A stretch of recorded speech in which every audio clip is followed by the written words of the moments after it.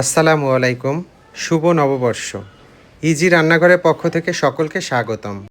আজকে আমরা নিয়ে এসেছি একটি নতুন রেসিপি, বাসন্তী পোলাও।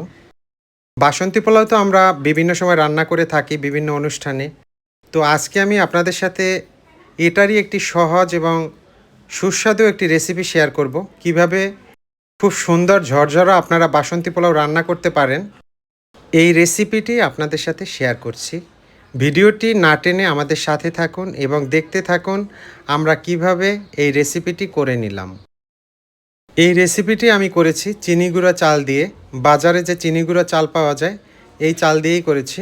আপনারা যে কোনো ধরনের পোলাওর চাল দিয়ে এই রেসিপিটি করতে পারবেন এবং আপনারা এটা বাসমতি চাল দিয়েও করতে পারবেন বিশেষ করে। তো আমি এখানে এই যে 1 কাপ পরিমাণ চাল নিয়ে নিলাম। চালটাকে শুরুতেই আমি ধুয়ে নেব খুব ভালোভাবে।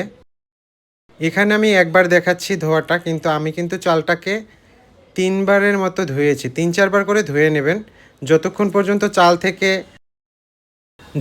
পর্যন্ত ময়লা বেরোবে ততক্ষণ পর্যন্তই চালটাকে খুব ভালোভাবে ধুয়ে নিতে হবে। দেখেন আমি চালটাকে ধুয়ে তারপরে একটা ছাঁকনি দিয়ে ছেঁকে নিয়েছি।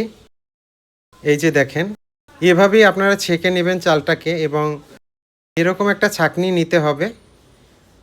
চালটাকে একটু ঝরঝরা করার জন্য এখন আমি চালটাকে একটা প্লেটের মধ্যে বা আপনারা ট্রে নিতে পারেন, ট্রের মধ্যে এভাবেই বিছিয়ে দিবেন। ফ্যান ছেড়ে দিলে এমনিতেই ঝরঝরা হয়ে যাবে, কোনো সমস্যা নেই। এখানে আমি 20 মিনিটের মতো রেখেছিলাম। চালগুলো এখন একদমই ঝরঝরা হয়ে গেছে। দেখেন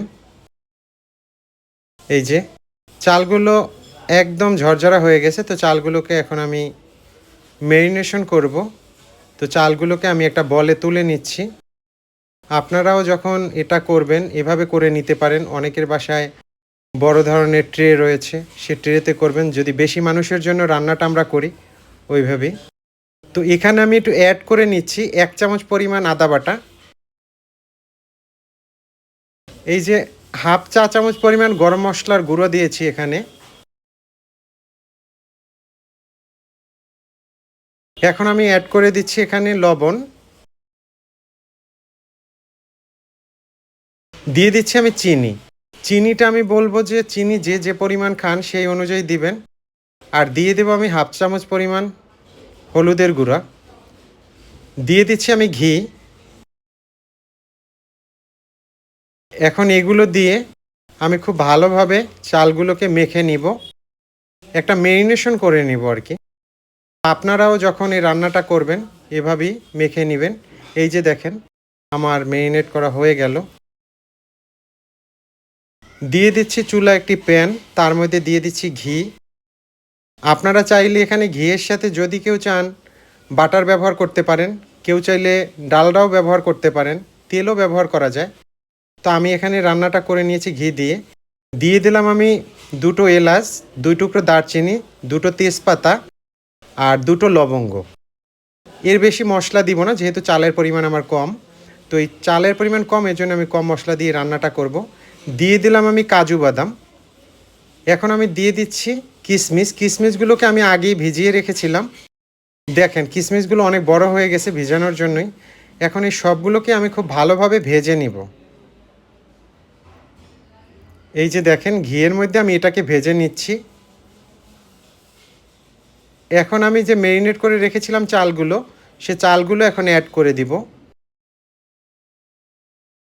এই যে আমি চালগুলোকে অ্যাড করে দিচ্ছি। দেওয়ার পরে খুব ভালোভাবে ভেজে নিতে হবে। এই ভাজাটাই কিন্তু আপনার পোলাওটা নির্ভর করে। তো আমি আর একটু লবণ অ্যাড করেছি, যেহেতু ম্যারিনেট করার সময় একটু কম দিয়েছিলাম। তো আপনারা চাইলে ম্যারিনেটে যদি একটু বেশি লবণ দেন এখন আর অ্যাড করার দরকার হবে না, এটা খেয়াল রাখবেন। তো চালটাকে কিন্তু আমি খুব ভালোভাবে ভেজে নিয়েছি। আপনারা কিন্তু চালটা খুব ভালোভাবে ভেজে নেবেন। এখন আমি দিয়ে দিচ্ছি এখানে গরম পানি। এখানে আমি 1 কাপ চালের জন্য 2 কাপ গরম পানি দিব।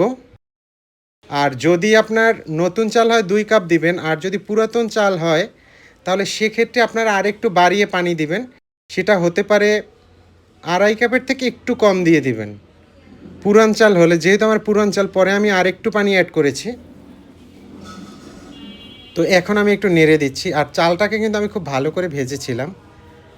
এই যে দেখেন, আমি এখন হচ্ছে গোটা যে মশলাটা দিয়েছিলাম, গোটা মশলাটাকে আমি তুলে নিচ্ছি।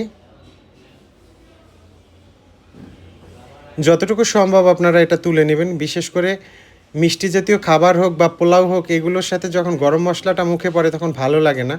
আমি রান্নার সময় এটা অধিকাংশ সময় তুলে নেই। তো এখন দিয়ে দিচ্ছি আমরা কাঁচামরিচ। এটাও পরিমাণ মতো আপনারা দিয়ে দিবেন। এবং পানির মাপটা যদি আপনার ঠিক থাকে তাহলে সিদ্ধটা ভালো হবে এবং রান্নাটা একদম ঝরঝরা, অনেক টেস্টি একটা খাবার হয়ে যাবে। এই যে দেখেন, পানিটা অলরেডি আমাদের শুকিয়ে আসছে, হালকা একটু পানি রয়েছে, তো আমরা আরেকটু জ্বালিয়ে নেব। আর কালারটা দেখেন কতটা সুন্দর একটা কালার আসছে আর এতটা ঝরঝরা হয়েছে। আপনারা বিভিন্ন অনুষ্ঠানে তো আমরা পোলাওটা সাধারণত আমাদের হয়েই থাকে, বাসায় গেস্ট আসলে এরকম করে থাকি। তো আপনারা এটা করলে আমার মনে হয় ভালো লাগবে। বিশেষ করে পোলাওটা খেতেও অনেক টেস্ট আর কালারটা অনেক সুন্দর। এই যে দেখেন, এখন আমি আরেকটু ঢেকে রাখবো।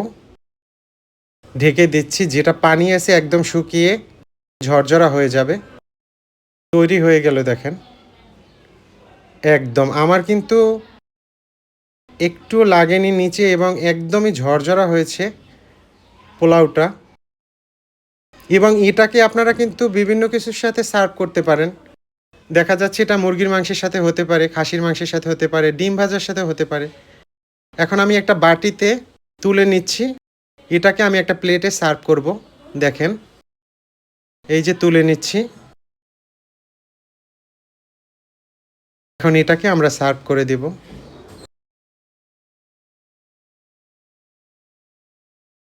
এই যে দেখেন।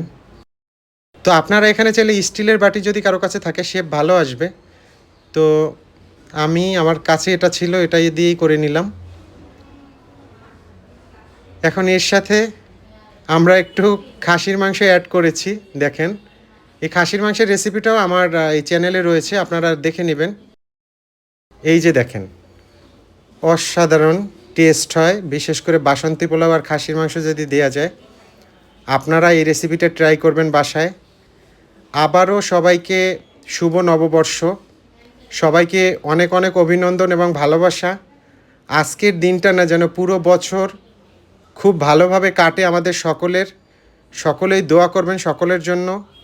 আপনাদের ভালো থাকার জন্য অসংখ্য অসংখ্য শুভকামনা করছি। আমাদের জন্য দোয়া করবেন। যারা প্রতিনিয়ত কমেন্টস করে যান তাদের জন্য অনেক অনেক দোয়া এবং ভালোবাসা আমাদের পক্ষ থেকে সব সময় থাকে। আপনারা আপনাদের পরিবার নিয়ে অনেক বেশি ভালো থাকেন। ধন্যবাদ জানাচ্ছি সকলকে ভিডিওটি দেখার জন্য। আল্লাহ হাফেজ।